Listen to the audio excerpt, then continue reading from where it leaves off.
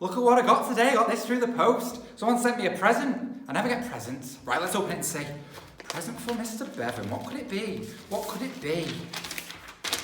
Oh, wow! I've got a knowledge organiser. I've always wanted one of these. What's a knowledge organiser? How do I use it?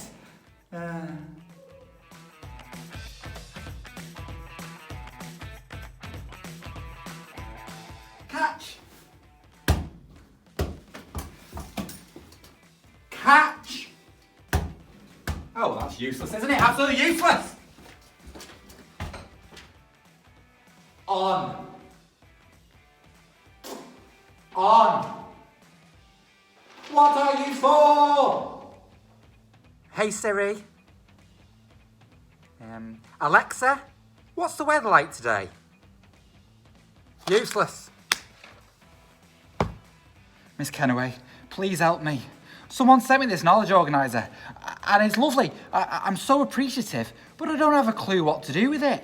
Tell me, what do I need to do with a knowledge organiser?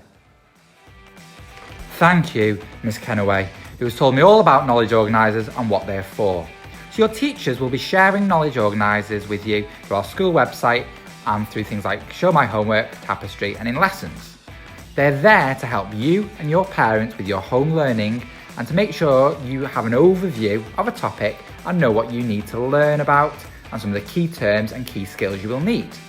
So let's break down the knowledge organiser into some sections. First up, what should I already know? This will tell you the information that you should have already learnt in previous lessons or years. Have a look at this box, and if there's anything you're unsure of, have a research and make sure you are up to date with that knowledge. In many of the knowledge organisers, there will be a section for diagrams or pictures, giving you extra information and a visual tool to learn to help you understand more about the topic. So for example, in this knowledge organiser, we have an image of the 7 kingdoms of Anglo-Saxon Britain, and then another one looking at the Anglo-Saxon migration. A really key section of the knowledge organiser is the key vocabulary box. This will give you some of the really important subject-specific key terms that you will need to know and a definition. If you can start to learn these key terms and their definitions, it will really help you in your lessons and with the understanding of the topic. Other content within the knowledge organiser could vary from subject to subject or topic to topic. In this example, we have a timeline and historical skills and inquiry box. In other examples, we may see links to websites, examples of good work, or key command words and skills you will need to know. So overall then, number 1, don't panic. Your teacher will help you to understand which sections of the knowledge organiser to look at so that it's broken down into sections. Number 2, think about the knowledge organiser in sections. It might seem like there is lots of information for you to learn, but if you look at one section at a time and keep revisiting your knowledge organiser, then you will be able to remember the information more. Number 3, do some of your own research.